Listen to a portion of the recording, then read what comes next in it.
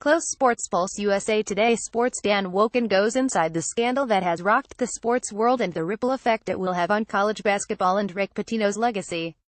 USA Today Sports. The words Louisville and death penalty have become inseparable over the past week. If any school in the country deserves to have one of its sports teams shut down for at least a year, it's the University of Louisville. Consider it a kind of lifetime achievement award for the egregious and ongoing transgressions of its men's basketball program under the legendary and notorious Rick Pitino. That's what should happen after the bombshell news last week that Louisville has been ensnared in the FBI's criminal investigation into illegal payments to recruits. The NCAA should close down Louisville's vaunted basketball program for a year or two and hobble it for a few more. Could recruiting scandal doom University of Louisville basketball? More college basketball scandal. University of Louisville boosters fear this could be tragic. More Duke coach Mike Krzyzewski takes aim at NCAA college basketball problems. Louisville deserves nothing less than to have to start from scratch. Pitino's behavior there has been breathtaking for years, since he had an affair with the wife of the team's equipment manager and paid for her to have an abortion.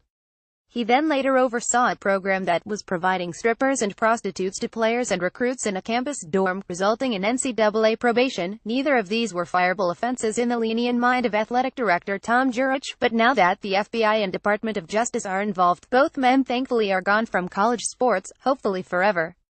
As the federal investigation continues, at some point the NCAA will reach its moment of truth. Does it have the nerve to do what it should do, and if it does, will whoever is left in charge at Louisville fight the penalties, as the so-called academic leaders at the University of North Carolina at Chapel Hill have done so successfully so far over the damning allegations against their men's basketball program? We might think these are questions just for the NCAA and Louisville, but they're also questions for us.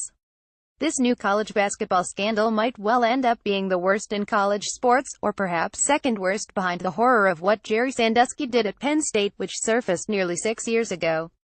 So, what is it, American sports fans? Are college sports about more than sports, or do they exist simply to entertain the masses? If it's the latter, does any of this either surprise or bother you? If men's hoops are here purely for entertainment, for March Madness and our office pools, do we really care if Adidas and perhaps other shoe companies are paying prospective college athletes and their families?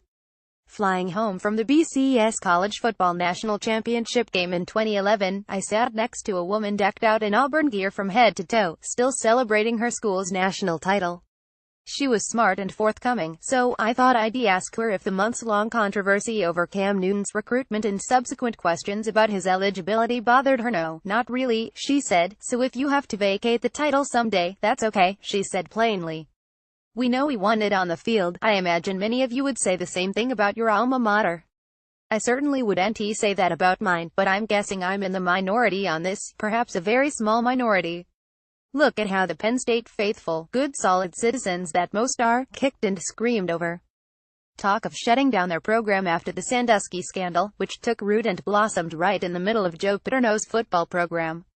Penn State fans knew what happened was terrible, but they couldn't fathom giving up their football, and the NCAA caved in and allowed them to keep it. As a sports nation, we have no shame. We've become unembarrassable. So perhaps the only way to really punish a school like Louisville is to also punish its fans and donors by taking away what they love for a year or two. We wring our hands and say we can't do this, that we're hurting too many innocent people in the process.